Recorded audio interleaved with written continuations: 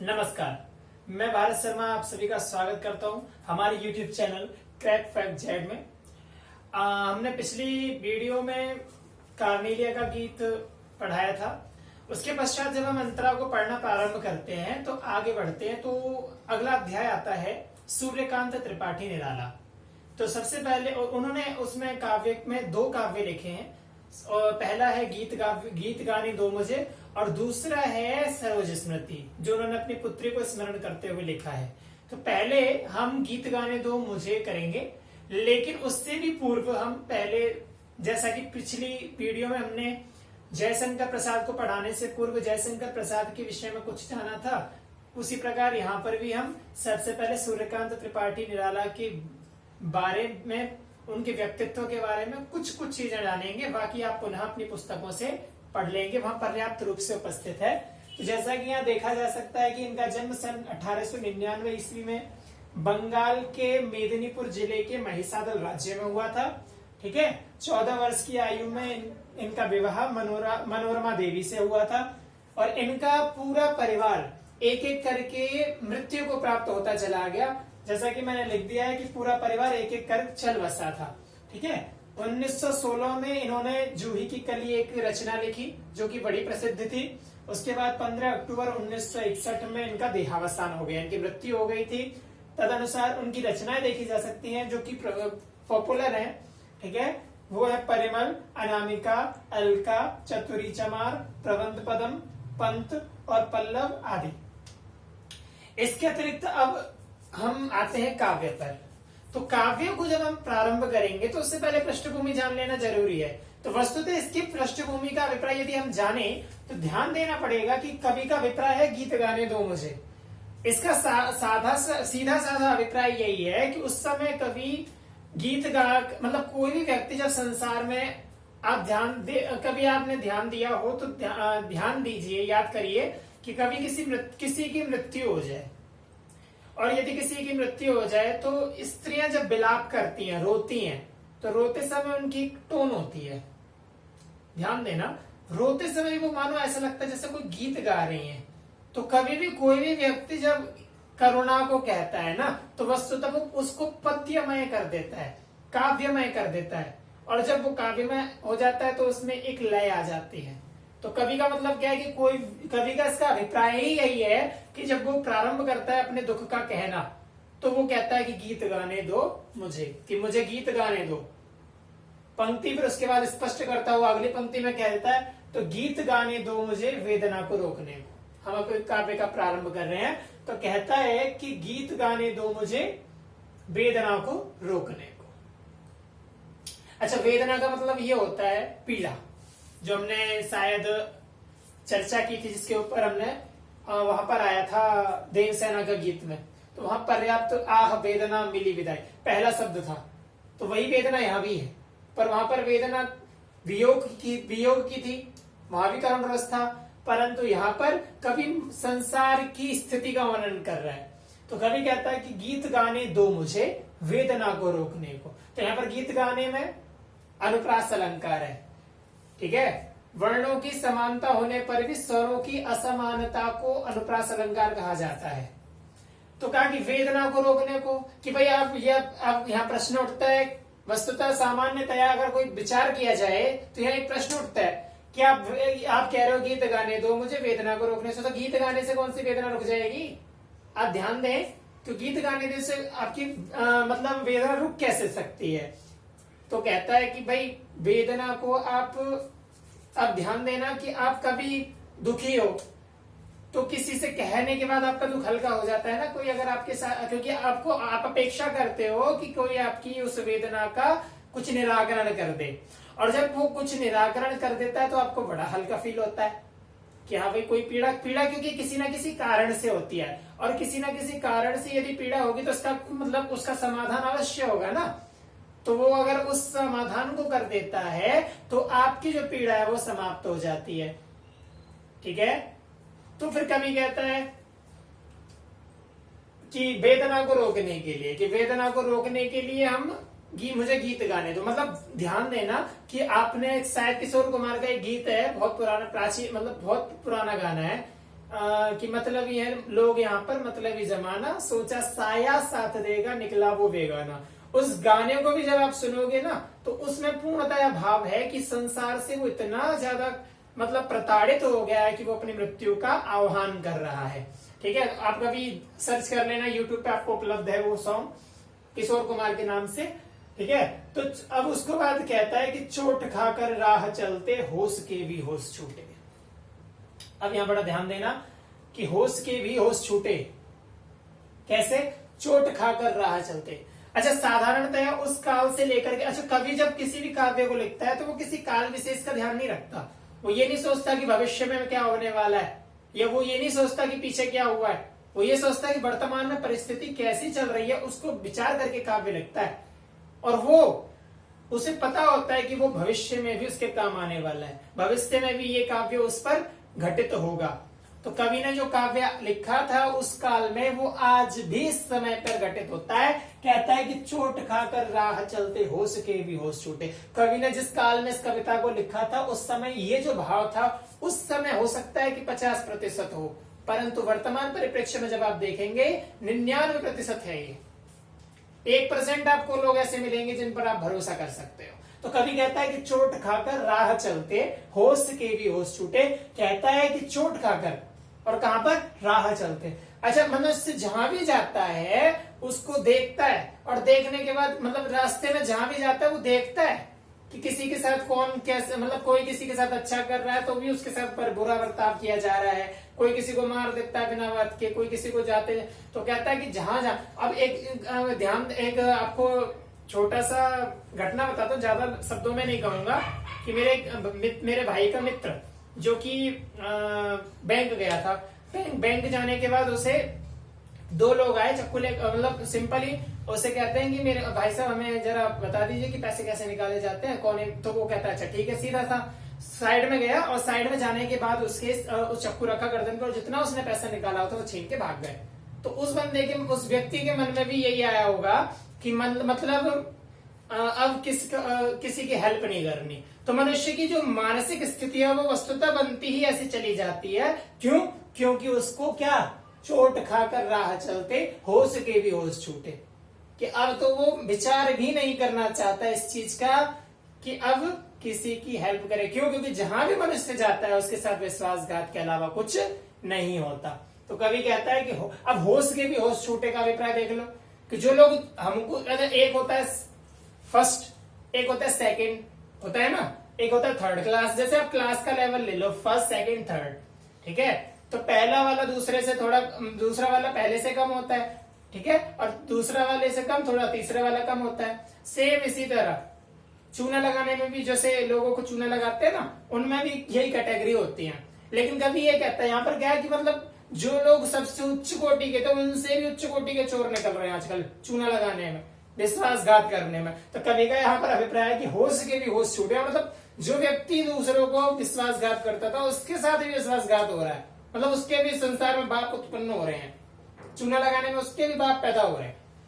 तो मतलब इस समय तो संसार में किसी से आप विचार कर ही नहीं सकते, किसी के साथ आप विश्वासघात कर, मतलब भरोसा तो आप कर ही नहीं सकते। तो कहता कवि कि होश के भी होश छूटे, ठीक है, कि हमारे इस समय अब होश भी, मतलब कोई विचार करना चाहे भी ना, विश्वास करना भी चाहे तब भी वह विश्वास नहीं कर सकता, ठीक है।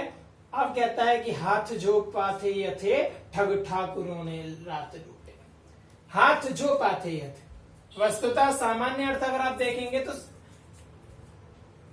हाथ का पाथने का मतलब है कि मनुष्य अपने अपने जमीन में जिस प्रकार हाथ, जैसे कहते हैं ना, सबसे पहले जब कोई व्यक्ति गरीब कहीं से आया हो और अचानक से वो कुछ दिनों बाद मेहनत करके अपने पैर जमीन में, मतलब घर बना ले ऊंचा सा, तो लोग कहते हैं बहुत गरीब आया था, लेकिन उसने अब जल्दी अपने पैरों पर खड़ा हो गया, अपने पैर जमीन में धसा लिए, गाड़ लिए, ठीक है।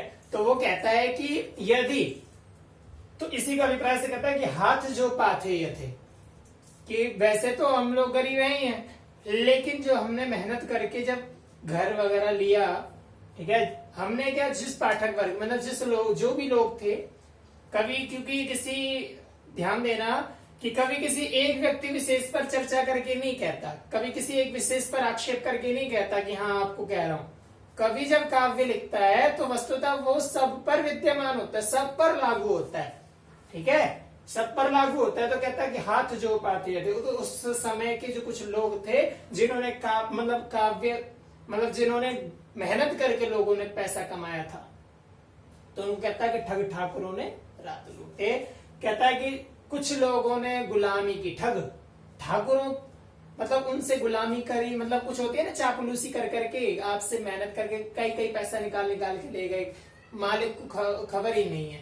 ठीक है, आप ध्यान देना, आपको एक श्लोक मतलब श्लोक तो नहीं मैं बताऊंगा, लेकिन उसका एक अर्थ बताऊंगी। हमारे संस्कृत साहित्य में एक काव्य महाकाव्य ग्रंथ है महाकवि भारवी का। तो उस ग्रंथ में पहला ही श्लोक श्री करुणाम के मंगलाचरण के बाद जो दूसरा श्लोक है ना, उसमें सीधा क्या कहता है, कवि ने सीधा व्यक्त किया है कि जो व्यक्ति आपके मित्र होते हैं वस्तुतः वे आपके मित्र नहीं होते, अपितु तो दुश्मन होते हैं। और वो होते कैसे हैं कि क्योंकि अगर आपका यदि मित्र होगा तो आपके सामने आपकी डायरेक्ट कमजोरी को प्रकट करेगा ताकि आप उसमें संशोधन कर सकें, उस कमजोरी में सुधार कर सकें। लेकिन जो व्यक्ति आपका दुश्मन मित्र बनकर के भी यदि मित्र बनने वाला व्यवहार करता है, ठीक है, कि आपको आपकी कमजोरियों का ही पता न लगने दे, तो आपको कोई मार के गिरा जाएगा, उसके साथ मिल जाएगा, वो आपका वस्तुतः मित्र था लेकिन मित्र नहीं था, अपितु दुश्मन था, ऐसा उसने अभिप्राय है। ठीक है, तो जो क्या नाम है, जो आपकी चापलूसी करते हैं, आपको पता ही नहीं लगने देता आपकी कमजोरी, उसके बाद आपका भाई घर हड़प लेते हैं, तो वो अभिप्राय है। कहा कि ठग ठाकुरों ने रात लूटे। दूसरा अर्थ जाता है कि ठग ठाकुरों ने कि रात को चल रहे थे, ठग और ठाकुर जो इत्यादि कुछ तानाशाह थे जिनके हाथ में बंदूकें थी, जो कमाया था सामान्य व्यक्ति ने वो भी रात को उन्होंने छीन लिया। तो रात को निकलने का भी वर्तमान समाज में धर्म नहीं है। यहाँ पर क्योंकि छायावादी कवि है, आपको पता हो तो जयशंकर प्रसाद, सुमित्रानंदन पंत, महादेवी वर्मा और सूर्यकांत त्रिपाठी निराला, ये 4 छायावादी कवि हैं। और छायावाद से अभिप्राय क्या है कि जो व्यंजना वृत्ति का सहारा लेकर के काव्यों की जिन्होंने रचना की वो छायावाद के अंतर्गत आते हैं। ठीक है, तो कंठ रुकता जा रहा है, आ रहा है काल। देखो कवि कहता है कि कंठ रुकता जा रहा है, ये सोच करके अब देखो जहां भी जाओगे वहां जाओगे मतलब आपको केवल दुश्मन ही दुश्मन नजर आ रहे हैं। तो क्योंकि आप वस्तुतः आप धोखा पहले ही खा चुके हो, तो आपके मन में आप विश्वास करने योग्यता ही नहीं बची ना। अब जब आपके मन में योग्यता ही नहीं बची कि आप किसी के ऊपर विश्वास कर सको, तो आपके मन में क्या उत्पन्न होगा कि यार ये भी ठीक नहीं है, पता नहीं कैसा बंदा होगा। अगर आपसे कोई व्यक्ति यह कहे कि चलो आओ आपको वहां छोड़ दूं, तो आप विश्वास नहीं करेंगे, नहीं भाई जी मैं चला जाऊंगा। ठीक है, यदि आपको मृत्यु का भय है तो आप खुद ही कहेंगे नहीं जी भाई जी हम चले जाएंगे। क्यों? क्योंकि आपको पता चल गया है संसार में कैसे कैसे लोग हैं। वस्तुतः मनुष्य के अंदर मनुष्यत्व तो है ही नहीं, वो मनुष्य के रूप में भेड़िए हैं जो चारों तरफ दिखाई दे रहे हैं। ठीक है, तो कहता है कि ठग ठाकुरों ने रात लूटे। तो कहता है कि कंठ रुकता जा रहा है। इस बात को ध्यान करके, किसको, ये सब जो ऊपर प्रकरण चल रहा है, ठीक है, प्रकरण जो ऊपर चल रहा था, तो कहा कि कंठ रुकता जा रहा है, कि मेरा जो कंठ है वह सूखता जा रहा है, रुकता जा रहा है। अब कभी आप जैसे आपके पीछे कोई गुंडा पड़ जाए, वस्तुतः आप ध्यान देना, अगर आपके पीछे ही कोई लड़का पड़ जाए, कुत्ता ही पीछे पड़ जाए, लड़कों को तो छोड़ो, जो कुत्ता यदि पीछे पड़ जाएगा, तो आप जब भागोगे ना, तो वैसे अगर सामान्य रूप से जब आप भागते हो, नॉर्मल जब आप भागते दौड़ लगाने के लिए, उस समय इतना गला नहीं सूखेगा। लेकिन जब कुत्ता अगर आपके पीछे पड़ जाएगा तो आप भागोगे और उसके बाद जब आप सांस लोगे तो आपका कंठ अंदर से सूख जाएगा। तब आपको ये महसूस होगा कि हमारा गला सूख गया है। क्यों? क्योंकि उस समय हमारे पीछे खौफ होता है, और वो जो खौफ है वो खौफ किस चीज का है कि हमें कहीं काट ना ले। ठीक है, तो इसीलिए कहता है कभी कि कंठ रुकता जा रहा है, कि मेरा जो कंठ है वह रुकता जा रहा है। क्या सोच कर कि पता नहीं काल कब कहां किस रूप में हमारे सामने आ जाए। आ रहा है काल, देखो हमारा मतलब अब हर संसार में सभी व्यक्ति ऐसे हैं कि पता ना चले कहां से काल हमारा बन के आ जाए, कौन हमको मार दे। यहां तक कोई समस्या नहीं होगी, यहां तक मुझे अभिप्राय है आप सभी को समझ में आ रहा होगा। अन्यथा आप कमेंट में बता सकते हैं अगर समझ में न आए तो। अब कहा कि भर गया है जहर से संसार जैसे हार खाकर। ये पंक्ति लगभग वर्तमान अवस्था को कहती है कि पड़ोसी की लड़ाई से प्रसन्न होता है, पड़ोसी दूसरे घर में आग लगते हुए देखकर प्रसन्न हो जाता है। ठीक है, ये हकीकत बात वर्तमान में तो 100% लागू होती है कि भर गया है जहर से संसार जैसे हार खाकर, कि संसार ने तो अब हार ही मान ली है। संसार ये विचार ही नहीं कर सकता कि कोई व्यक्ति अच्छा हो सकता है। संसार के मन में मानसिकता ही वो बना ली। जैसे पाकिस्तान वालों को बचपन से जब पैदा होते हैं ना, तो उनको बचपन से यही सिखाया जाता है कि जो पड़ोसी मुल्क है ना, भारत, हिंदुस्तान, वो हमारा दुश्मन है। तो उनके बचपन से यही मानसिकता होती है कि वो हमारा दुश्मन है। तो सेम मन में मनुष्य के विचार बन गई है, मानसिकता बन गई है कि वो हार मान चुका है कि अब संसार में कोई भी अच्छा मनुष्य बचा नहीं है। तो कहा कि भर गया है जहर से। इसीलिए ऐसी मानसिकता बनाने के कारण कैसी कि हार मान चुका है कि संसार में कोई भी मनुष्य अच्छा नहीं बचा है, इसलिए भर गया है जहर से क्या संसार। कहता है कि मनुष्य का जो मतलब जो संसार है ना, वो मानो जहर से भर गया है। यदि कोई मर रहा है तो मरने दो। आप सड़क पे जाते हुए देखते होंगे आज के मतलब कभी ने ये उस समय लिखी और देखो वर्तमान परिप्रेक्ष्य में आज तक ये लागू होती है। आप ध्यान देना, आप कहीं जाओ, अगर आपको कोई रास्ते में थप्पड़ मार दे ना, तो कोई व्यक्ति उफ तक नहीं करेगा कि आपको किसने क्यों मार रहा है, जब तक आप मदद मांगोगे नहीं। और कई लोग तो ऐसे होते हैं जो मदद मांगने पर भी नहीं देते, कहते कौन पड़ेगा इनके पचड़े में। तो इसलिए कहता है कि जहर से। क्यों वो लोग मदद करते क्यों नहीं?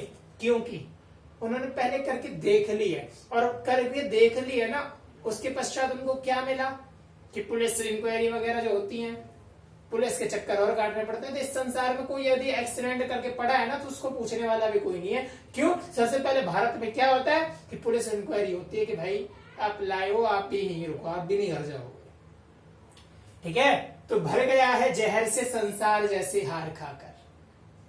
कवि कहता है कि भर गया है, काव्य पाठन भर गया है जहर से संसार जैसे हार खाकर। कवि कहता है कि भर गया है जहर से। तो मनुष्य क्या चाहता है कि अब तो साला मरे तो मर जाए। कोई व्यक्ति मरना चाहे तो मर जाए, मतलब कोई मर रहा है तो मरने दो, उसे हम बचाने हमें हमारा कुछ नहीं चाहता। क्यों? क्योंकि हम लोगों ने मदद कर करके देख ली है।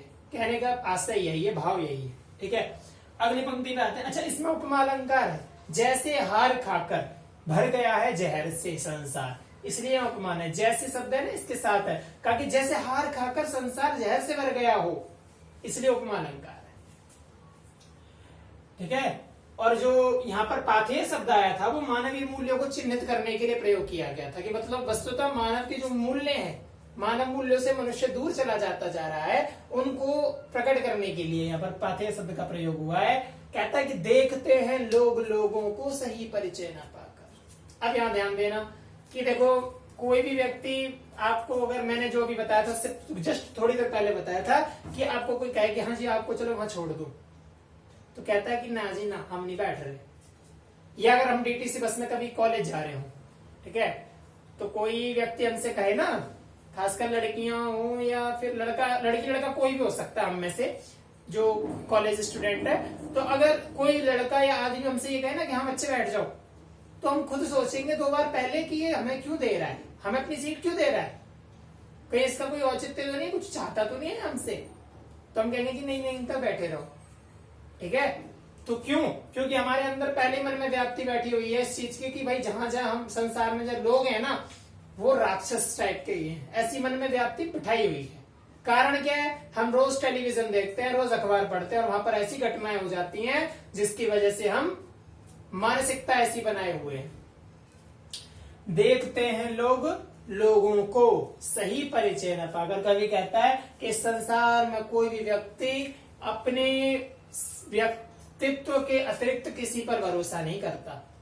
ठीक है, किसी के साथ जाने का विचार, यदि कोई हम किसी के साथ जाने का विचार भी नहीं करता, सोचता है उसको 10 बार, तब जाकर वो निर्णय करता है। और कहते हैं देव दूध का जला फूक, लस्सी को भी फूक फूक कर पीता मठे को। ठीक है, तो वही चीज है। फिर भी अगर उसके साथ विश्वासघात हो जाए तो वो उसकी भाग्य के ऊपर है। तो कहता है कि सही परिचय न पाकर, यदि आप सही किसी को ठीक से नहीं जानते तब उसके साथ आप बिल्कुल नहीं जा सकते, जाएंगे ही नहीं। अब कहता है कवि यहाँ पर निष्कर्षतः कहता है कि बुझ गई है लौ प्रथा की, जल उठो फिर सींचे। कहता है कि बुझ गई है लौ प्रथा की। लौ प्रथा की, लौ का मतलब है दीपक की जो लौ होती है उसकी बात हो रही है वैसे तो, लेकिन यहाँ प्रथा की लौ है। तो ध्यान देना, प्रथा की लौ है।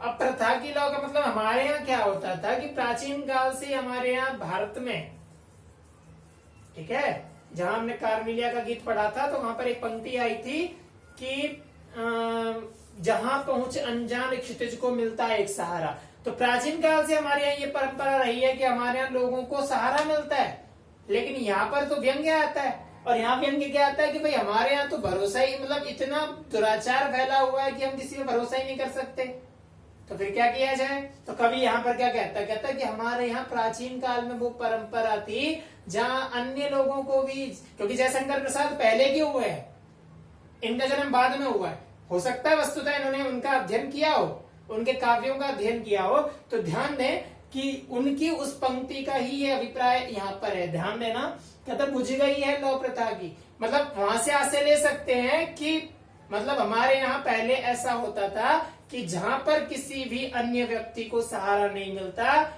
वहां भारत में उस व्यक्ति को सहारा, मतलब उस अनजान व्यक्ति को भारत में सहारा मिल जाता है, जहां किसी अन्य देश में उसको अगर सहारा नहीं मिलता है। तो ठीक है, तो बुझ गई है लौ प्रथा की।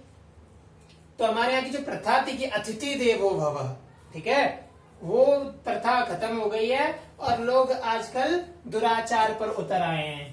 कभी कहता जल उठो फिर सींचने को, ठीक है। आपने जय हो बड़ी अच्छी तरह से देखी होगी, एक तू एक की मदद कर, वो उस एक से कह, वो तीन की मदद करे, उन तीनों से कहो एक एक की मदद, तीन की मदद करे, ऐसे करके चेन बनाने का टाइप वो शुरू हुआ था ना।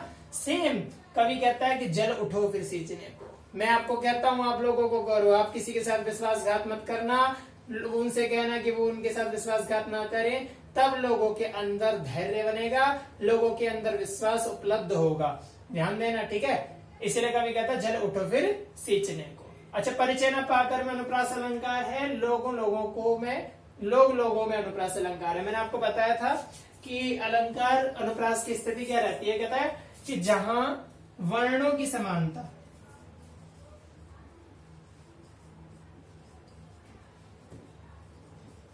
ठीक है, ये तो वर्णों की समानता होने पर स्वरों की असमानता हो,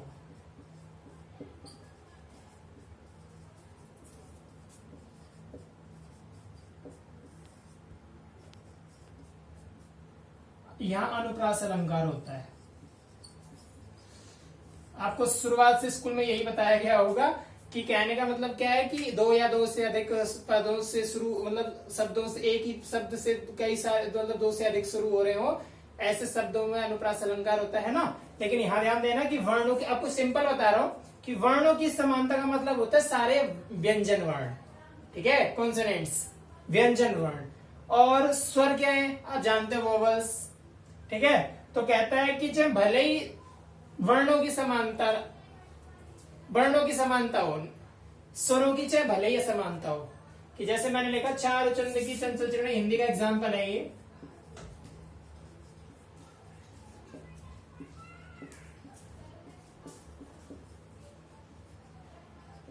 ठीक है, चारु चंद की चंचल किरण है। तो जैसे इसमें आ का डंडा है, आ की जो बड़ी आ की मात्रा है, ठीक है, ये जो था स्वर है आ, ठीक है, इसमें छोटा अ है, इसमें भी छोटा अ है। तो कहता है कि इनमें ना इनकी असमानता हो, स्वरों से कोई फर्क नहीं पड़ता, वर्णों की समानता होनी। तो वर्ण क्या हुआ, च च च, इनकी समानता होनी चाहिए, इसलिए यहां पर अनुप्रास अलंकार है। धन्यवाद।